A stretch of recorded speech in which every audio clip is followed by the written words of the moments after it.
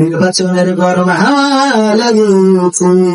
60 foot সব রেখে ঘরে পাঞ্জাবি আর টুপি পরে, 60 ফুট সব রেখে ঘরে পাঞ্জাবি আর টুপি পরে ভোটের পরে রাস্তায় আজ নেমেছে।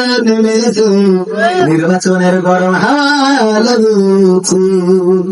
কাউকে এখন ধরবে হাতে, কাউকে ধরবে পায়, বুড়ো চাচার বলবে ডেকে তুমি আমার ভাই।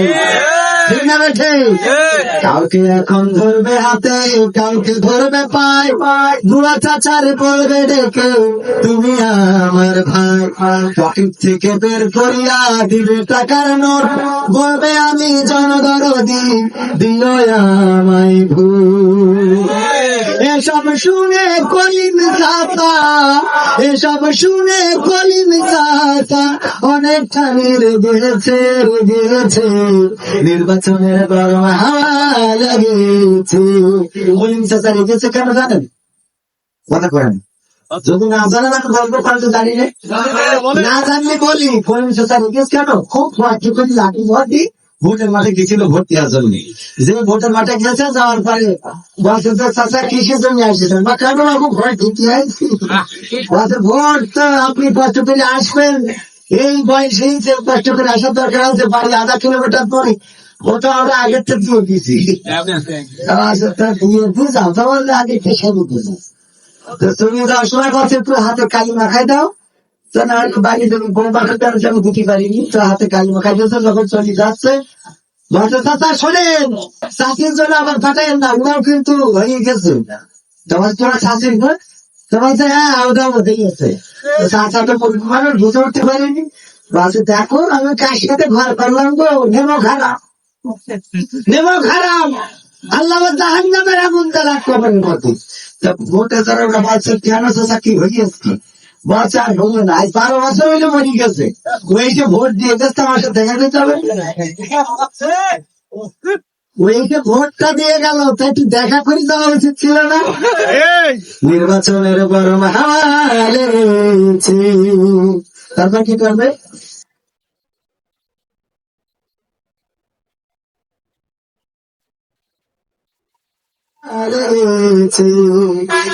সব রেখে ঘরে পাঞ্জাবি আর টুপি পরে ভোটের তরে রাস্তায় ওরা নেমেছে।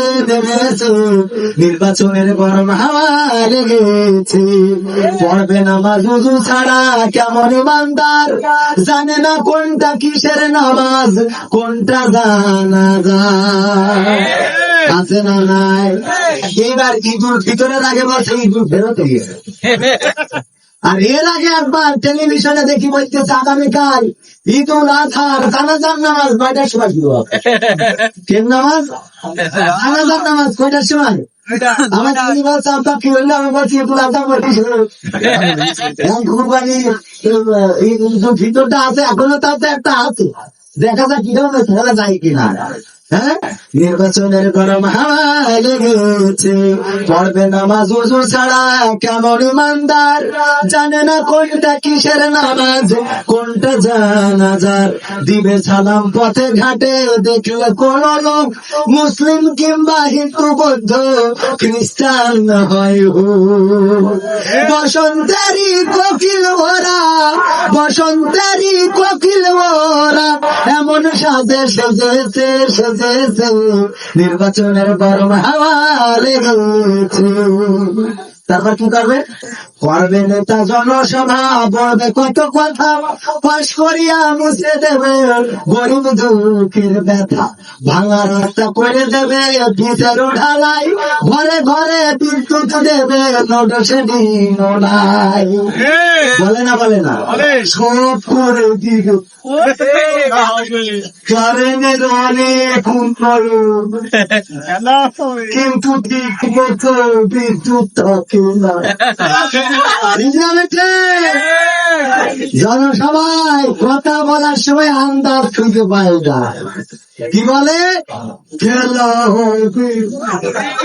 হবে না? খেলা হবে ইনশাল্লাহ। সম্মানিত ভাইয়েরা, আধা ঘন্টা নিয়েছিলাম, 35 মিনিট হয়ে গেছে। আর কি 25 মিনিট থাকবেন? থাকবেন?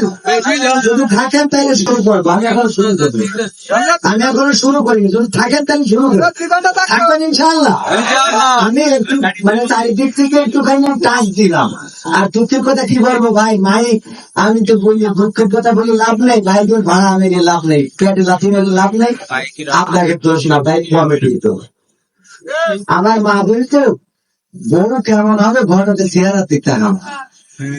বিষয়টা বলতেন, বউ কেমন হবে ঘটকে চেহারার দিক তাকাবাও, তাহলে বুঝতে পারবা যে বউ সে কেমন চয়েস করে। ঘটকের দাঁতের খেতা মাথা লেগে নিয়েছে পরিষ্কার করে 1 মাস ধরে, তো ও যা চয়েস করবো তো ভগবান সুখী পাওয়ার তারা বলো না কথা করেন।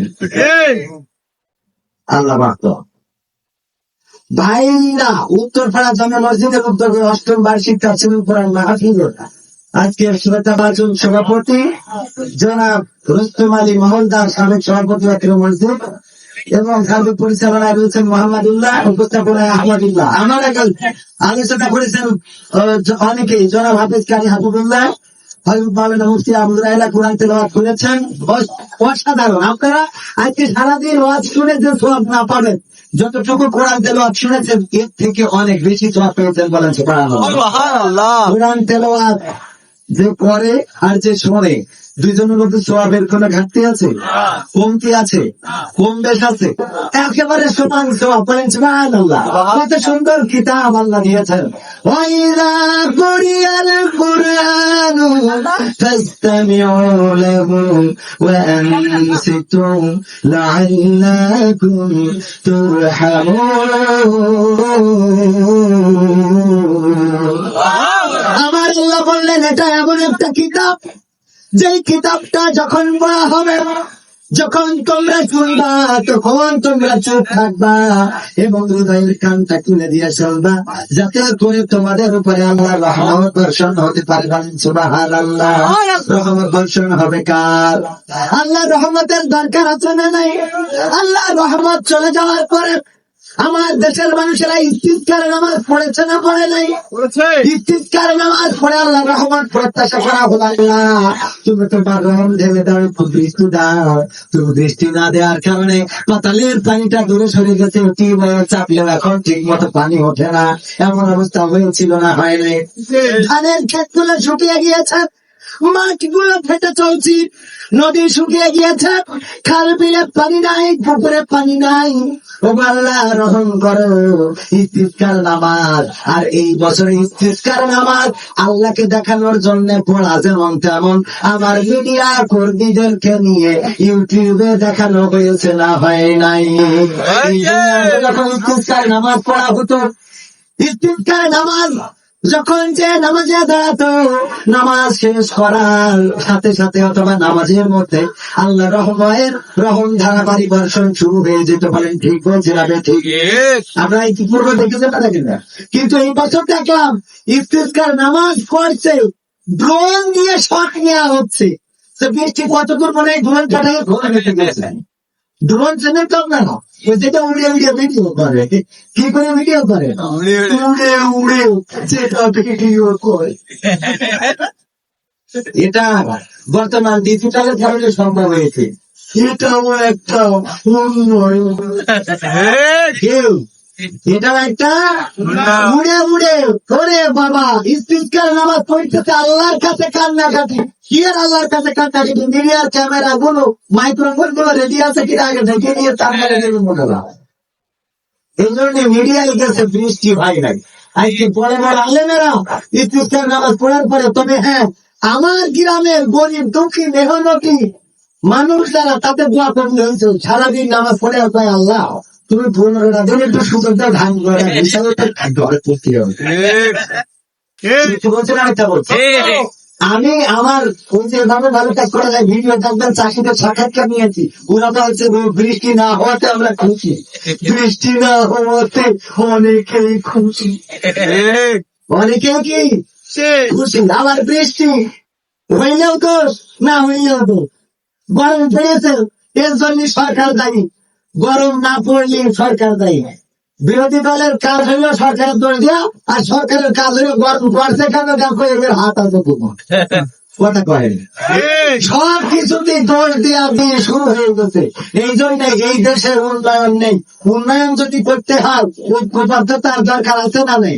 উন্নয়ন করছে না, একদম প্রচার করছি হঠাৎ উন্নয়ন করছে, কিন্তু এই দুইটা কি করছে?